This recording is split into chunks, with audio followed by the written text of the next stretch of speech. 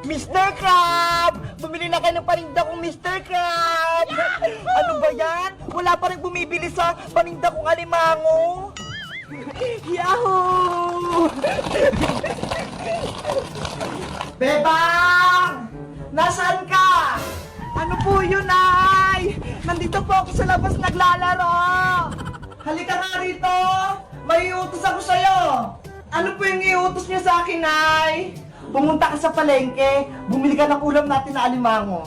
Wow! Mr. Crab yung ulam natin! Gusto ko po yun! O siya, eto yung pambili mo. Yung buhay yung bilhin mo parang masarap. Opo, Nay! Dahan-dahan kang tumawid sa may kalsada, umuwi ka kaagad. Opo, aalis na po ako. Sana may mahanap akong alimango dun sa may palengke. Mr. Crab, bumili na kayo. Buhay na alimango. Si Princess yun Ano kayang binibenta niya? Uy, Bebang, saan ka pupunta? Inutusan ako ni Nanay Princess bumili ng alimango para may ulam kami. Ano? Bibili ka ng alimango dun sa may palengke? Huwag ka na rin bumili. Dito ka na lang sa akin. Ano ba yung binibenta mo? Alimango din! Tignan mo! Ang dami! Wow! Ang dami naman yan! Tapos buhay pa! Masarap to! Bagong uli lang pininanay sa gilid ng bahay, kaya fresh na fresh! Magkano ba isa yan, Princess? Mura lang to, Bebang! Yung malalaki, 20 pesos! At yung mga maliliit, 10 pesos na lang! Ang mura naman pala Dito na ako bibili para hindi na ako mapagod pumunta sa palengke. Mamili ka na ng mga alimango mo. Galaw naman sila ng galaw Nangangagat ba yung alimango mo, Princess? Hindi yan. Mababait yan. Tignan mo. Hawakan ko pa. Ilagay mo na rito sa may lagayan ko. Ikaw naman manghuli ng alimango mo. Huli ka, malaki. Ang cute-cute naman ito, Princess. Parang hindi naman siya pwedeng ulamin. Para siyang laruan. Nauulam yan, Bebang. Sige na nga, bilhin ko na lahat ng paninda mo para marami kaming ulamin. Yay! Maubos na yung paninda ko. Dito na kayo sa akin. Uuwi na tayo.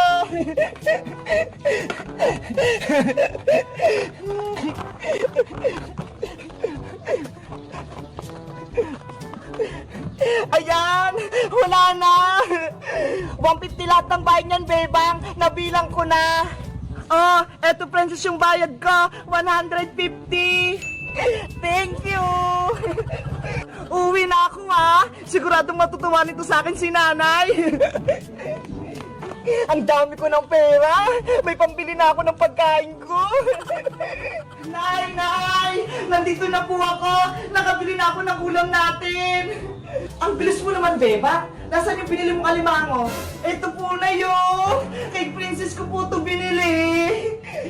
Ano yan, Beba? Hindi naman alimango yan Mr. Crab po ito, Nay! Gumagalaw pa nga po Umang yan, Bebang! Hindi yan, Mr. Crab! Bawal yan ulamin! Sabi po kasi ni Princess, nauulam po to. Ibalik mo yan sa kanya at kunin mo yung perang pinangbayad mo. Kung hindi, mayari ka sa akin. Ano ba yan si Princess? Niloko ako. Bilisan mo! Huwag ka na magreklamo dyan! Opo! Princess! Nasaan ka na? Ibabalik ko tong binili ko sa yung umang. Hindi naman pala ito alimango Naku, wala na si Princess. Sigurado pagagalitan na naman ako nito ni Nanay. Akala siguro ni Beba, nauulab yun. Hello guys! Magandang araw! Ako si Bebang. Si Princess, binentahan ako ng peking alimango. Yun pala, mga umang pala to. Ano kayang gagawin ko dito? Patatakasin ko ba to? O mga alagaan ko na lang sila? Kayo guys, nakabili na rin ba kayo ng umang? Katulad nito? Mag-comment lang kayo. Bye-bye! Number 1, ano ang English ng isda? English ng isda? Hindi ko alam. Bebang, ang hirap naman ng tanong mo. Wala bang mas madali? Princess, nagpo-practice nga tayo, di ba? Para kapag nagpa-exam si Teacher Magda ng English, alam na natin yung tamang sagot. Kaya nga, kapag hindi ka nakapasa sa English, Princess, babagsak ka, babalik ka kay Teacher Magda.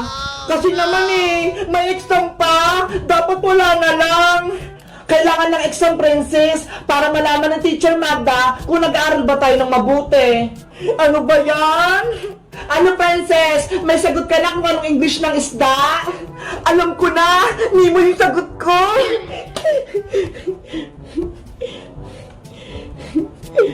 Hoy, Princess! Hindi Nemo yung English ng isda!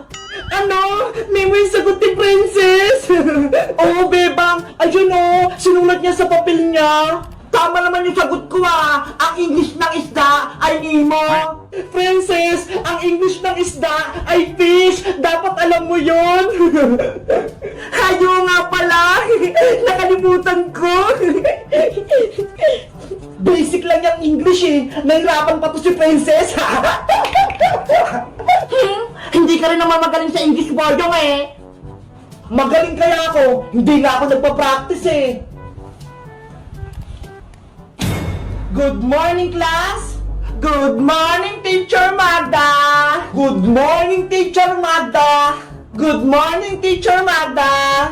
Maglabas na ng papel at sisimulan na ang exam yung subject sa English. Ayan na! Magsisimula na yung exam namin! Naku, yari! Exam na namin ng English! Number 1. Ano ang English ng manok? Write the correct answer. Ang dali naman ng number 1.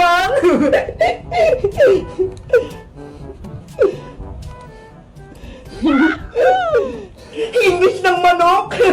Alam ko yung sagot. Chicken Joy.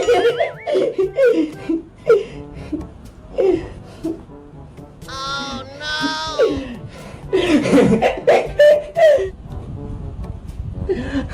Chicken. Number 2. Ano ang English ng tubig? Ang English ng tubig ay water.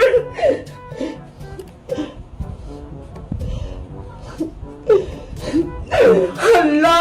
Hindi ko alam ang English ng tubig. Bebang, pakopya ko sa sagot mo. Hindi pwede, Princess, no? Bawal mangopya. Ano ba yan? Alam ko na! Rain, rain, go away! Ayun na lang yung isasagot ko!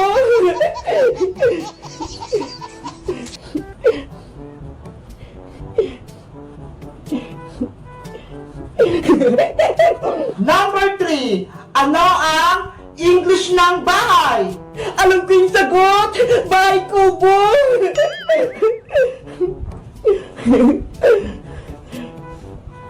Princess, mali yung sagot mo. Tama ko, Iska. Bahay kubo yung English ng bahay.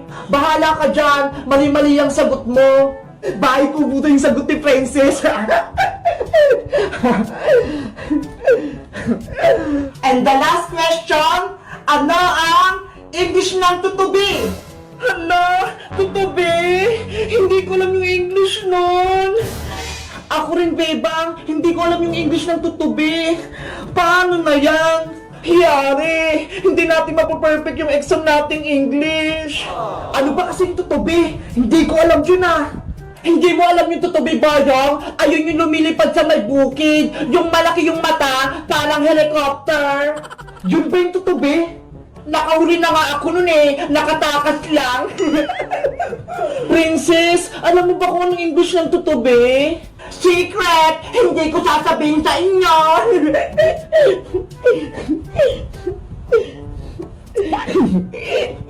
Class! Tapos niyo na bang sagutan yung mga papel nyo? Ang iingay nyo na! Hindi pa po, teacher! Ako, teacher! Tapos na po ako! Hey, Princess! Hindi pa kami tapos, no? Bahala kayo! Ipapasok ko na tong papel ko! Time's up! Finish or not finish, ipasa nyo na yung papel nyo para makompute ko na yung grade nyo. Eto na po, Teacher Magda. Ako po yung unang nakatapos. Boyong! Iska! Bebang! Akin na yung mga papel nyo! Bilis! Guys, hindi ko alam kung anong sagot sa number 4. So tingin nyo, anong English ng tutubi? Mag-comment lang kayo! Bye-bye! Isang strawberry, isang green na grapes, isang orange, isang red na grapes, isang strawberry ulit. Ayan! Natusok ko na yung mga prutas! Nakagawa na ako ng tangulo! Ang ganda! Bebang, pwede na ba yung kainin? Hala! Excited ka naman, princess! Di ba nga, gagawa nga tayo ng tangulo? Kasi nagugutom na ako eh! Mamaya na, princess! Natutuhog pa ako! Tingnan mo nga oh! Ang dami pa nito! Bebang, gusto mo? Tulungan kita magtuhog niyan? Sige, princess! Tulungan mo ako para mas mabilis! Yay! Magtututok din ako ng tangula! Ako din, babe, magtutulong! Okay, Iska! Kumuha na kayo ng stick ang prutas niya! Yay!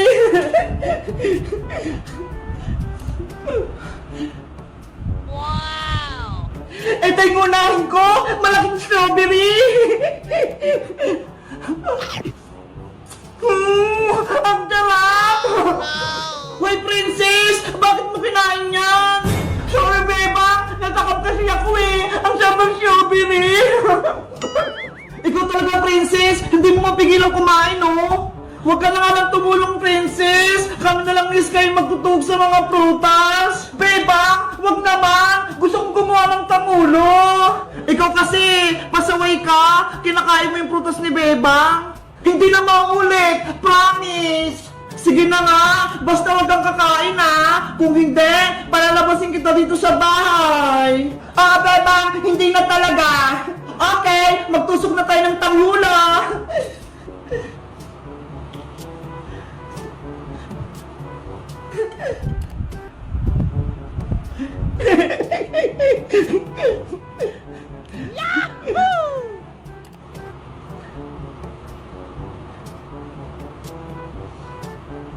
Bebang, ano nga palang gagawin natin dito sa tangulo? Kakainin ba natin to? Ibebenta natin to sa kalsada Iska bukas para magkapera tayo. Ano ba yung Bebang? Akala ko naman, kakainin na natin to, tapos ibebenta lang pala. Kasi princess, mag-school na tayo, kailangan natin bumili ng bagong gamit. Kaya, mag-ipon tayo ng pera. Ganun ba? Sige, tusukin na natin to lahat.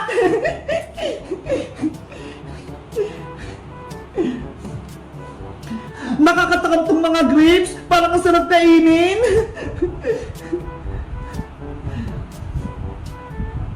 Ayan, nakadalawa na ako. Tutusok ulit ako.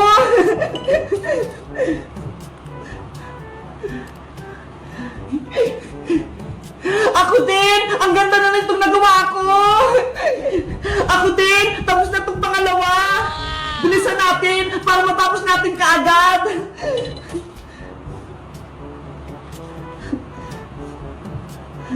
Ang cute ng grapes!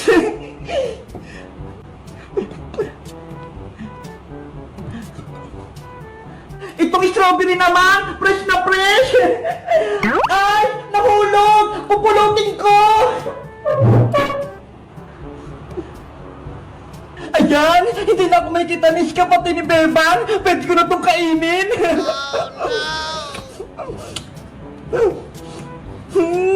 Ang tatamot ng mga puta!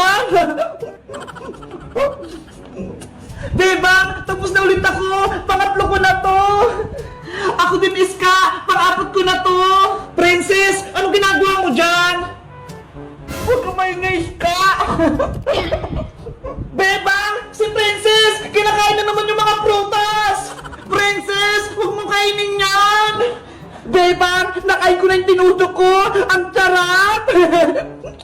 Ano ba yan, princess? Ang takaw mo talaga!